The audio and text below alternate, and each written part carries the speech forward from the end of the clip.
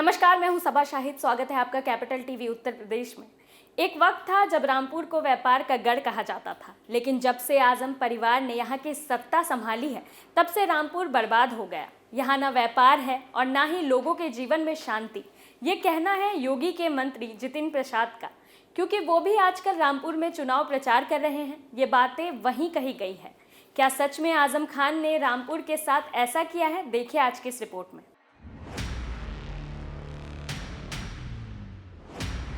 प्रबुद्ध वर्ग सम्मेलन को आयोजित करते हुए जितिन प्रसाद ने कहा कि एक समय था जब रामपुर को उद्योग की नगरी कहा जाता था, लेकिन रामपुर के कुछ लोगों ने अपने स्वार्थ की खातिर रामपुर के उद्योगों को बर्बाद कर दिया। यहाँ के युवाओं के हाथों से रोजगार छीन लिया।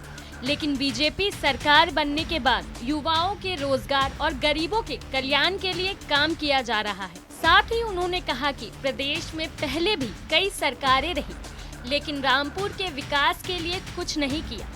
सिर्फ यहाँ के नेताओं ने अपना विकास किया। यहाँ तुगलकी शासन हुआ करता था। अब रामपुर में परिवर्तन होना चाहिए। यहाँ की जनता भी यह समझ रही है, लेकिन परिवर्तन संघर्ष से होता है। आप लोगों के बिना कुछ संभव नहीं है। जब जन समर्थन साथ होता है तो परिवर्तन भी होता है। आपको बता दें कि कैबिनेट मंत्री जितिन प्रसाद ने कहा कि वर्तमान दौर में भाजपा को छोड़कर किसी भी राजनीतिक दल का दौर नहीं है। क्षेत्रीय दलों की वजह से देश कमजोर हो रहा है, लेकिन अब क्षेत्रीय दलों की सियासत भी इस देश से समाप्त हो रही। रामपुर की महान जनता ने पिछले दिनों लोकसभा चुनाव जिताकर यह सीट बीजेपी की झोली में डाल दी थी। अब रामपुर विधानसभा सीट जिताकर रामपुर की जनता इतिहास रचने का काम करेगी। साथ ही जितिन प्रसाद ने कहा कि हमें भरोसा है कि इस बार रामपुर में कमल खिलेगा। वह भी किसी छोटी मोटी संख्या से नहीं, बल्कि बड़े अंतर से जीत होगी। उन्होंने लोगों से अपील की कि छोटी मोटी संख्या से जीत होने से कोई संदेश नहीं जाता है, बल्कि बड़े अंतर की जीत संदेश देती। साथ ही उन्होंने सभी लोगों से भाजपा के पक्ष में मतदान करने की अपील करते हुए कहा कि भाजपा की जीत के बाद यह हमारी और सरकार की जिम्मेदारी है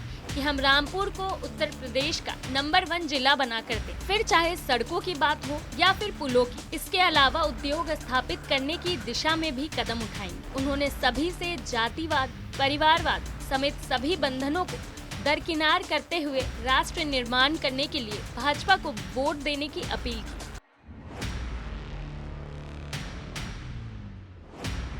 कैबिनेट मंत्री जितिन प्रसाद ने बीजेपी की जीत पर मुहर लगा दी है। उनका कहना है कि वर्तमान में बीजेपी ही सबसे सक्षम पार्टी है। वो युवाओं के रोजगार से लेकर गरीबों के कल्याण तक का सोचती है। जनता को भी ये बात अच्छे से पता है कि बीजेपी उनके बारे में कितना सोचती है। इसलिए हमें भरोसा है कि इस बार रामपुर में कमल खिलेगा। वो भी किसी छोटी मोटी संख्या से नहीं, बल्कि बड़े पैमाने से जीत होगी। लगता है इस बार बीजेपी की जीत पक्की है। फिलहाल के लिए इतना ही। बाकी तमाम बड़ी खबरों के लिए देखते रहिए कैपिटल टीवी उत्तर प्रदेश। नमस्कार।